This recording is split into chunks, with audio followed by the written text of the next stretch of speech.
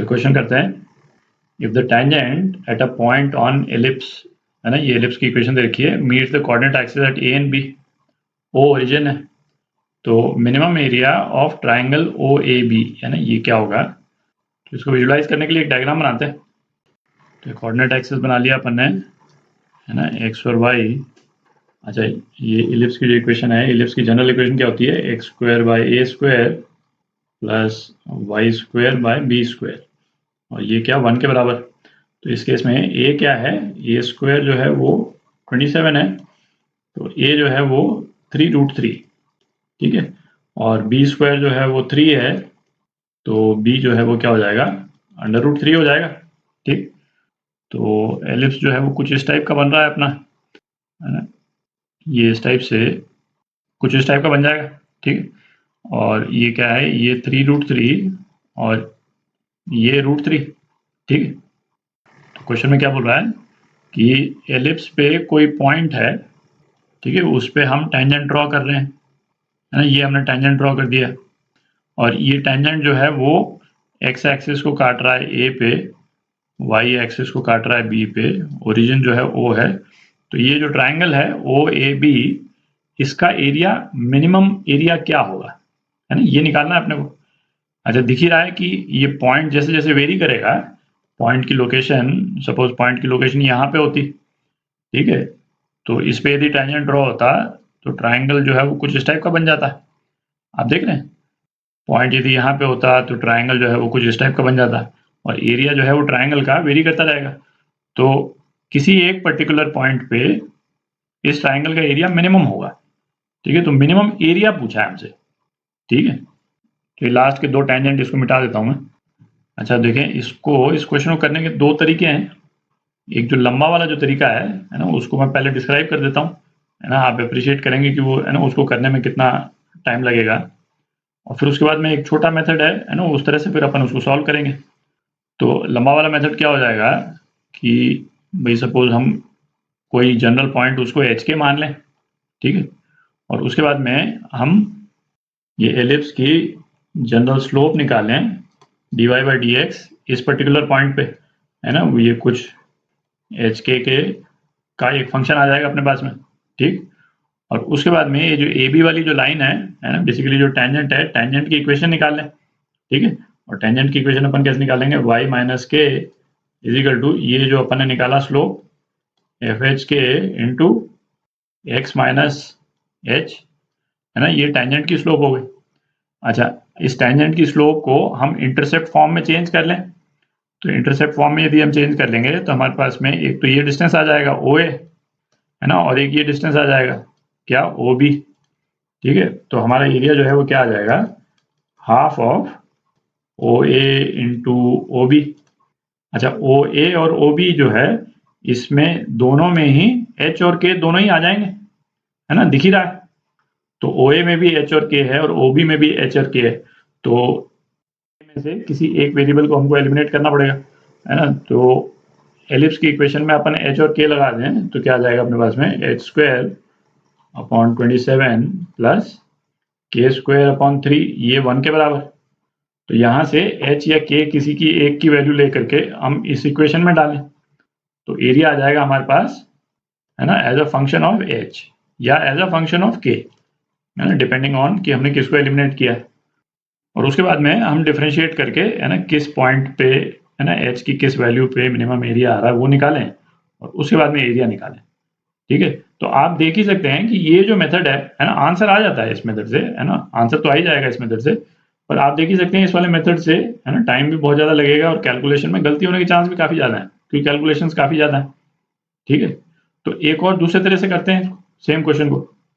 तो दूसरे तरह से करते हैं, इसमें क्या है, जो एलिप्स की जो इक्वेशन है ना, ये वाली जो इक्वेशन है ना, इसको हम यदि पैरामीट्रिक फॉर्म में यदि लिख दें, है ना, तो सिंपल हो जाती है, तो हमारा कैलकुलेशन सिंपल हो जाता है।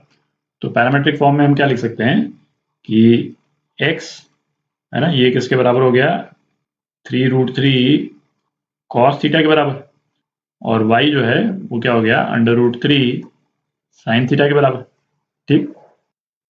एलिप्स की पैरामीट्रिक फॉर्म में इक्वेशन, है ना, हो सकता है आपने क्लास में कर ली हो, और नहीं तो जब हम कोनिक सेक्शंस करेंगे, एलिप्स को और डिटेल में करेंगे, है ना, तब तो इस वाले फॉर्म को हम लोग स्टडी करेंगे ही। पर आप देख ही सकते हैं, है ना, जैसे सर्कल के केस में तो क्लियर ही था।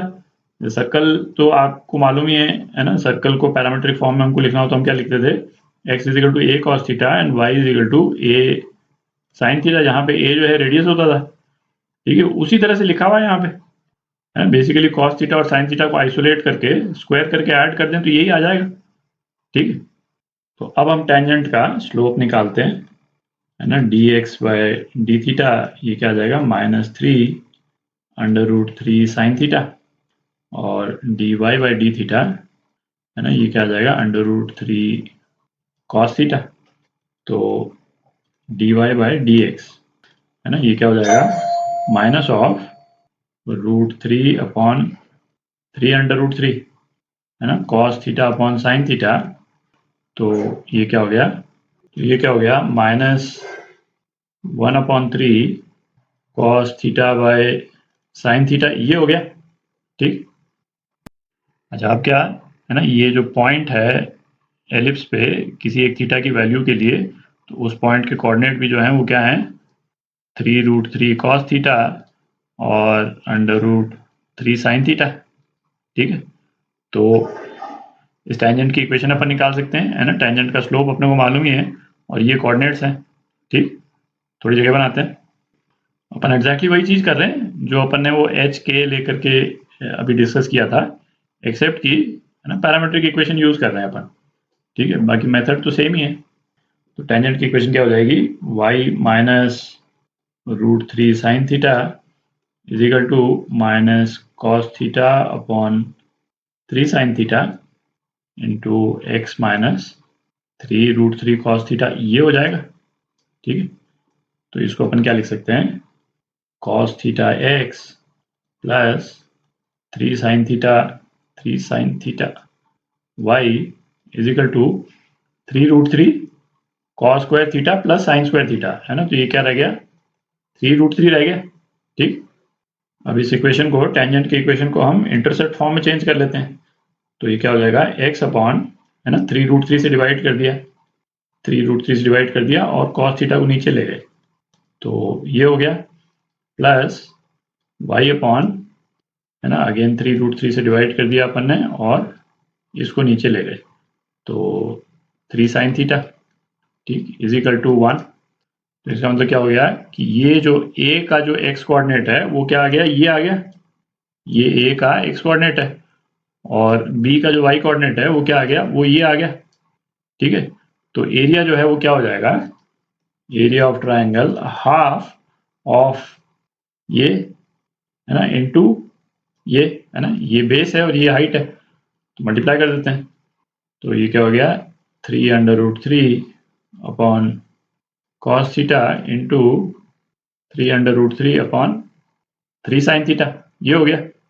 तो ये √3 से ये 3 कैंसिल आउट हो गया और अपने पास में क्या आ गया, 9 upon twice sine theta cos theta, है ना, मतलब साइन 2 थीटा। अच्छा, अपने को क्या पता करना है, एरिया की मिनिमम वैल्यू। तो एरिया की मिनिमम वैल्यू कब होगी, भाई 9 तो कांस्टेंट ही है ना। जब डिनोमिनेटर की मैक्सिमम वैल्यू होगी तब एरिया की मिनिमम वैल्यू होगी।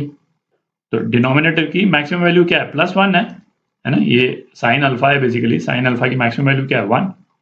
ठीक है, तो जब साइन 2 थीटा 1 हो जाएगा तो एरिया क्या हो जाएगा, 9 हो जाएगा। तो मिनिमम वैल्यू क्या आ गई अपनी, 9। ठीक है, तो ये आपका आंसर, ये पार्ट।